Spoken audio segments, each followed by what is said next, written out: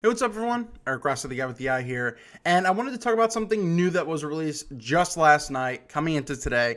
Now, it's not the biggest news in the world, but also I want to, and everyone should be talking about even the smaller stuff in regards to what's coming out. It's not all just about DSLRs, not all just about mirrorless. There is some point and shoots that have some merit. Well, guess what? Olympus just released something, and it's for sale already. You can pre-order it, and it should be coming out next month. What is it? What is it replacing? Let's dive into that right now.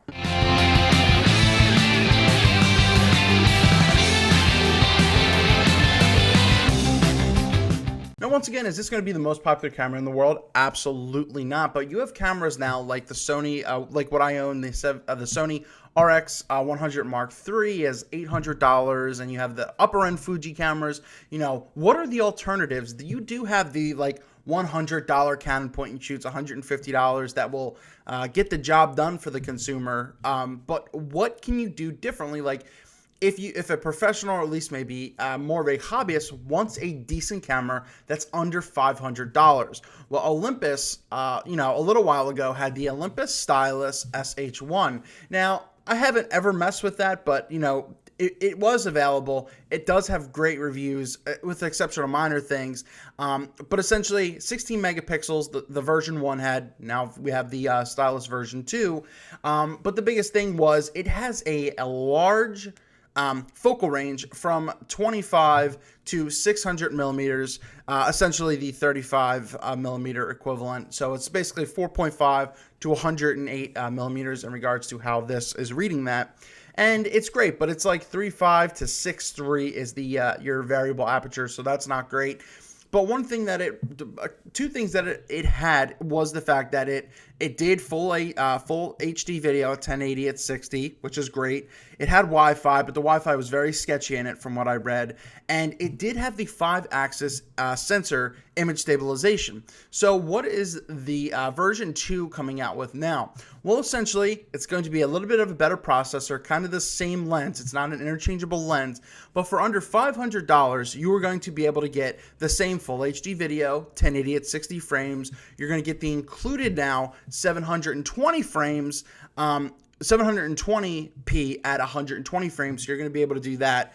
They go super slow-mo with the 240, but that is going to look like it was shot with a potato. Its Wi-Fi is completely rebuilt, and they developed some app and stuff like that you can connect with your phone, the Olympus Share or something, so you can go with that. But for $400, 16 megapixel sensor, you're getting once again, the equivalent lens. You're getting a little bit of a bigger touch screen, so it is going to be a touch screen where you can even tap the autofocusing.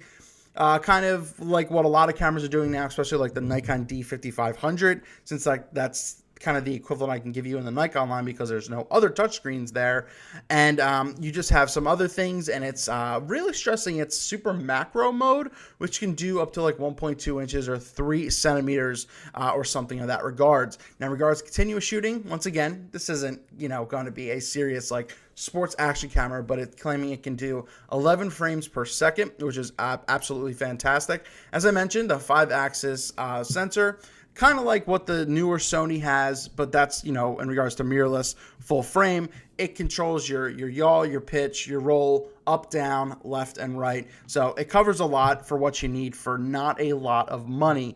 What's left? 6400 native ISO, probably up to 1000 or something like that. This is going to be a usable image. But once again, it's a smaller sensor, but it's something comparable to these $700, $800, $900 point and shoots that are out there with the all-in-one type lenses, like once again the Sony and stuff like that. Now, is there anything else I really wanted to talk about? Battery life gets you up to 400 shots, 110, everything like that. So, kind of done reading off the specs here, but if you have the Stylus 1, it doesn't seem like there's much of an upgrade. 100% probably just be a little bit better, and you could probably sell that for maybe a couple hundreds. And if you want to get this, you can get this. Once again, be interesting to see if whoever out there owns this or is watching this, please write your thoughts down below about, is this something you would want to switch to? Probably not. Just like any other camera in the line, it's just kind of in like a horizontal pattern. You might want to go something a little higher in your next regards. So overall, I don't know if I would switch down to this. Once again, I would save, a couple $100, which would be nice. But the one thing is the I'm sure it has great image quality, but the fact that the lens is way too much of a float. I mean, it does cover a big range. Don't get me wrong. Like my Sony RX 100 Mark III, essentially a 35 millimeter equivalent is a 24 to 70, but it's like a 2.8 essentially throughout. So that's always nice. That's why you're paying a lot of money. But the fact that you're getting a large range with this is also a good option. But at 600 millimeters, you're at essentially f7, f8 at that point, but you would be using that 600 millimeters for like sports or something outdoors. So just wanted to bring this up. Is any of this interesting? Yeah, it doesn't have a articulating screen or anything like that, but there are lower end cameras out there, people, that have great quality stuff that you don't have to spend $800, $1,000 on. Is this something that you would do? Let me know down below. New by Olympus. I think this is coming out within a month or two to where you could buy it. Like as you already see here, this is on B&H. You can already check it out. Small little guy, touchscreen. Have some fun with it. Let me know your comments down below.